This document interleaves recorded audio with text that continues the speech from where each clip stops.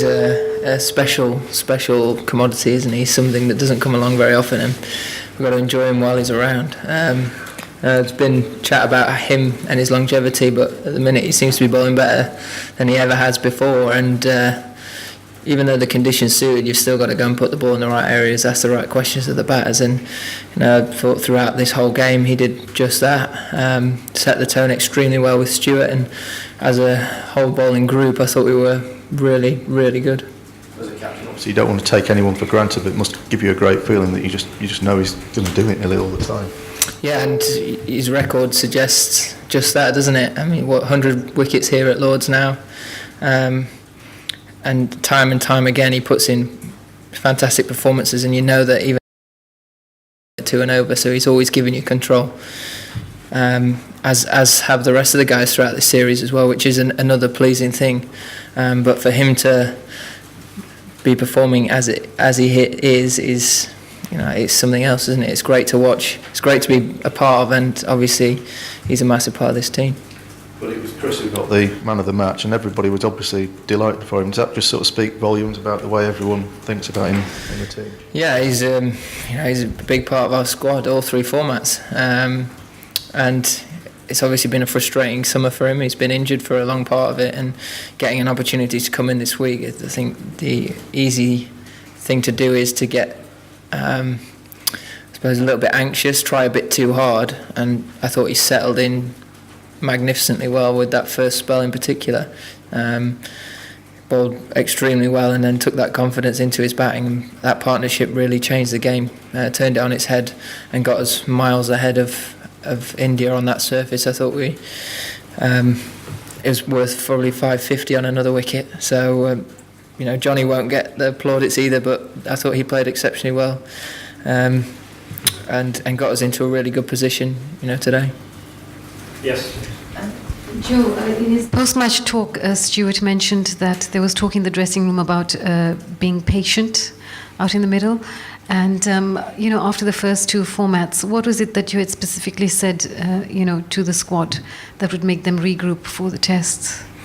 Yeah, look, in terms of patience, we know that if we are consistent in the areas that we bowl for long periods of time in these conditions, we will get rewards. And I suppose the temptation sometimes is when you start taking wickets, you start searching for it, and you start trying to force things to happen. And ultimately, if you sit in on that area for long enough and trust the plans that we had in place, then it will work over a period of time. And probably happened a little bit quicker than anticipated throughout today, but that's down to the skill level of the guys to not only have the right plans, but to be able to back it up and follow through on that. It showed a great amount of skill from every single one of our bowlers.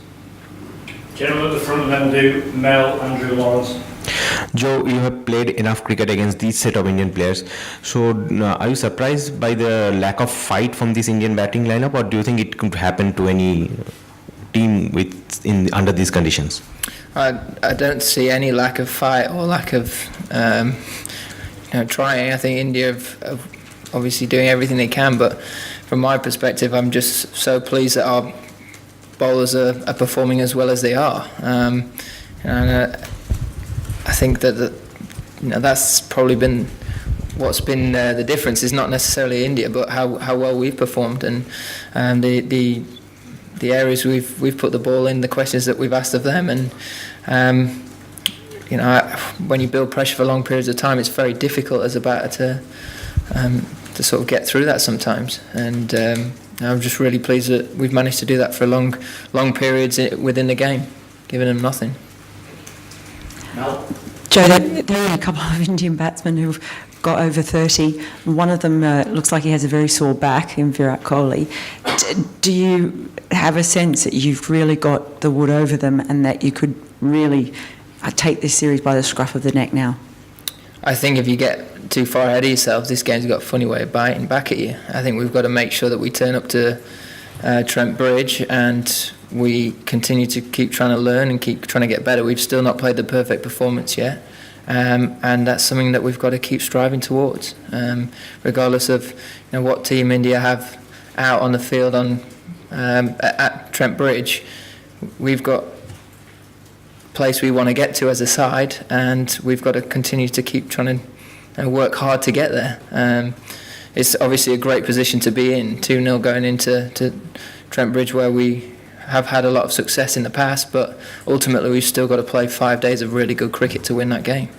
So it's important that we obviously enjoy this win, and then we spend the next couple of days getting ready for some good preparation into that third game.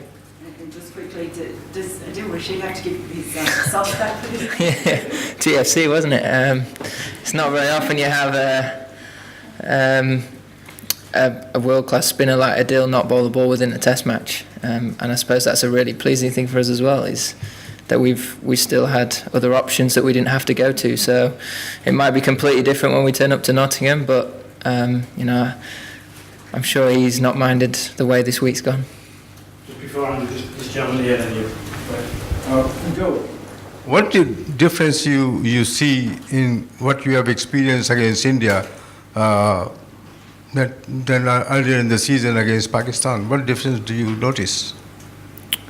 I put it down to the way we've played, probably. I don't like to look too much into the opposition in terms of how they go about it. That's up to them, but we've got to make sure that we get our game right, and we stick to our game plan, and then it's about executing that, making sure we don't stray away from that too far, but ultimately we've got to focus on us, and we've done that really well in these 2 games. It's another back-to-back test match, and that's an area we want to get right. We want to keep winning if we can over a period of the summer, and not give opposition sides the opportunity to get back into the series. So, as I said, we've got hard work to do in the preparation, the lead up to this next game, but it's a great position to be in.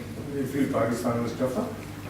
I think different, very different side, bring different challenges, and I think we're playing some really good cricket at the minute, and we've got to continue to try and take that forward, and can continue to be playing as well as we are, especially with the ball. Andrew? Joe, obviously the key bowler today was Stuart Broad, and getting on one of those roles again. I mean, when you, as a captain, having a guy with 4 slips, 2 leg slips, short leg, 2, I mean, it is quite a sight for the spectators. What's it like for you guys out in the middle when he gets on one of those roles? It was great. In his second over, he came up to me and said, "I'm feeling really good rhythm today. Looking forward to a long spell," which is exactly what you want to hear from one of your senior bowlers. And he didn't disappoint, did he? He bowled exceptionally well. In those conditions, it must have been very difficult to come up against that. And it's, I suppose, a really pleasing thing throughout this series is we're not relying on one individual. Every guy within that attack has put in crucial performances throughout the 2 games. So that's a really good thing for this team, and stands in really good stead. Gives us a huge amount of confidence going into the last 3 games. So, but just as a captain, though, how do you harness that when you suddenly sense he's on that role again? I think making sure you don't over-attack and you get too giddy, but ultimately when someone's in that frame of mind and in that zone, it doesn't really matter where you put the fielders. You know that they're going to ask the right questions and make it very difficult for batters. It's just about making sure your catches are where you want them to be and where you think the ball's going to go.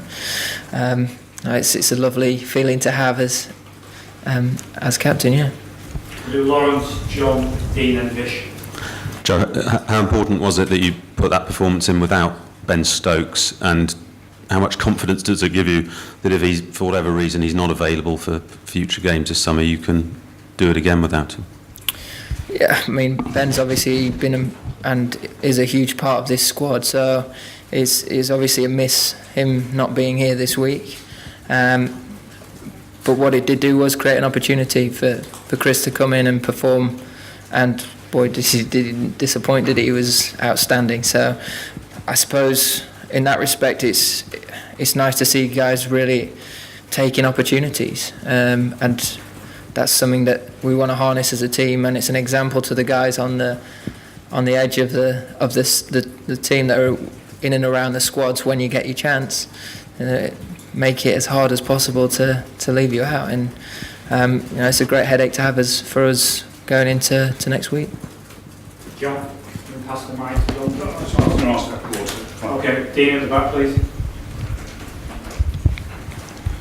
Then we'll take it. Joe, you've been on the receiving end when you've been on tour of home teams that kind of get on a bit of a roll, whether it's Australia or India. In India, how much do you kind of relish the chance to have the boot on the other foot and I guess make sure that you're as ruthless as you can be across all 5 matches? Yeah, well, obviously that would be the dream, wouldn't it, to put in 5 complete performances and have 5 wins. But as I said, it's important that we don't get complacent, arrogant, or look too far ahead. We're playing against the number 1 side in the world with some very talented players, and we have to make sure that we continue to keep looking to learn and develop as a team. We're not the finished article. We've got a long way to go to where we want to get to, and we're going to have to start again and work extremely hard over the next 5 days to win the next game, and that's got to be our mentality moving forward. Of course, it's a great position to be in. 2-0 up with 3 to go, going into Nottingham as well, which is a great place for us to play. But we've really got to make sure that we are realistic about things and enjoy the position we're in when we get our opportunities. Really try and put India under pressure and drive the game forward, but not get ahead of ourselves. What about those? Feelings, having been there, like I say, on the reverse of it, and I guess you will remember what that felt like and how difficult that was and how hard it must be for touring teams. So yeah, it can be tough, and it's been tough for us previous. So as I said, we've got to look at making sure that we're doing everything we can to continue these performances and keep making it very difficult for India. But that comes with a lot of hard work, and as you said, that a ruthless streak within us. So we've set it up nicely to be 2-0 up, but 3 big games against a good side, we're going to have to play well, and we're going to have to continue to keep looking to get better and not be happy with what we've achieved so far. We'll take a couple more, gentlemen here. Joe, you are 2-0 up in the series and everything seems to be going right according to plan, but are you still a bit concerned about your opening combination? I'm not. No, I think you've got to be quite realistic with the surfaces that we've played on. I think there have been 2 challenging wickets that have. You've seen a lot of swing and seam movement throughout these two games, and obviously the hardest time to bat is up front. And if you put this game in particular, you put that in perspective to the whole three innings throughout. I thought we got off to a relatively good start. So I suppose it's being quite realistic with what's actually happened within the game, not looking at the numbers that are right there in front of you. I'm quite happy with the side that we've got and the players that we've got. I know there's a huge amount of ability in our batting, in our top 4, top 5. So that's not a worry for me. Of course, guys will want to go out and score big runs, and we'll be desperate to do that. And it's another opportunity to do that at Trent Bridge. But no, we know that we can play. We know that we're capable of scoring over 400. And we just got to take that chance when it comes on hopefully, if it is a difficult surface, we'll have to adapt, but if the surface is right, we've got to make sure that we hammer that home. Last question, Will. Joe, a bit of the talk before the series was about whether James Anderson and Stuart Broad at their age could get through 5 tests in 6 weeks or whatever it is, and you've had a 3.5-day test at Birmingham and a 170 over match here. Are you starting to wonder whether, if needed, they can make it through all 5? I think that's something that we will have to manage, and we'll have to take into account over the next 3 games, the workloads and all the rest of it.